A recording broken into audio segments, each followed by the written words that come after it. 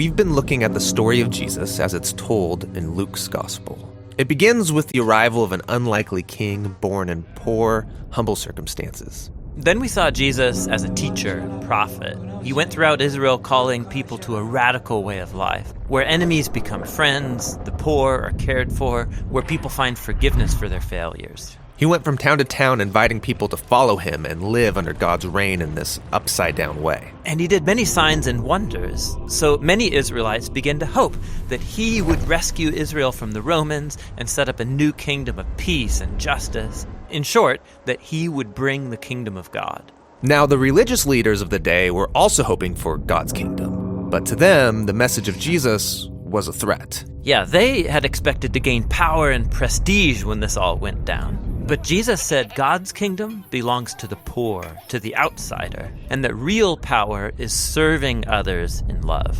This conflict intensified when Jesus, while in Jerusalem, disrupted the temple sacrifices and called Israel's leaders a gang of rebels. So they arrested Jesus, and they had him accused before the Roman authorities of being a rebel king. He was handed over for execution, even though he was innocent. Then he was taken outside the city and put to death on false charges. This brings us to the final section of the Gospel of Luke.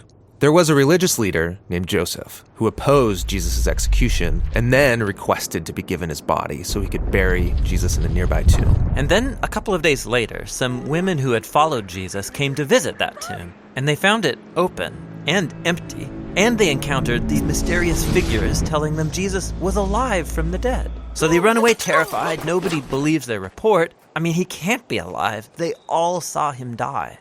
Now, just outside of Jerusalem, a pair of Jesus' followers were leaving the city, traveling on a road to a town called Emmaus, and they were sad and confused about everything that had happened. Then Jesus shows up, walking alongside them, but they don't know it's him. Yeah, that's weird. Why couldn't they recognize him? Yeah, it's an odd but really significant image for Luke. They're blind to Jesus for some reason. So Jesus asks them, "What are you guys talking about?" And they begin to tell him about Jesus, a powerful prophet who they expected would rescue Israel, but was instead executed. Some women say he's alive, which is crazy. It's all too much. We're going home. So Jesus tries to explain that this is what the Jewish scriptures had been pointing to all along. That Israel needed a king who would suffer and die as a rebel on behalf of those who actually are rebels. And then he would be vindicated by his resurrection so he could give true life to those who would receive it. But it's still not making sense. They're as confused as ever. Which leads to the scene where they sit down for a meal with Jesus. He takes the bread, he blesses it, breaks it, and gives it to them, just as he did at the Last Supper. Yeah, this is the image of his broken body, his death on the cross. And it's when they take in the broken bread, that's when their eyes are open to see Jesus. Then he disappears, and the episode's over. So this is a story about how it's hard to see Jesus for who he really is. Yes, this is brilliant. I mean, how could God's royal power and love be revealed through this man's shameful execution? How could a humble man become the king of the world through weakness and self-sacrifice? It's very hard to see.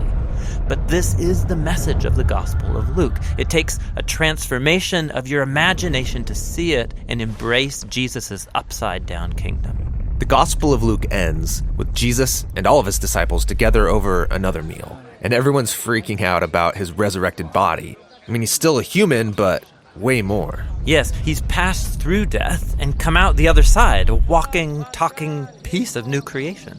And then Jesus tells them that he's going to give them the same divine power that sustained him, so they can go out and share the good news of God's kingdom with other people. After this, Luke tells us that Jesus was taken up into heaven, which is a cool exit and all, but why disappear into the sky? So in the Old Testament, the skies are the place of God's throne. They're above everything. So this is Luke's way of showing that Jesus has been enthroned as the divine king of the whole world. His followers stay in Jerusalem, worshiping God and Jesus, waiting for this new power, and this is where the gospel ends. Now, Luke is going to write about how they receive this power and take the news out into the world, and that's what his second volume, the book of Acts, is all about.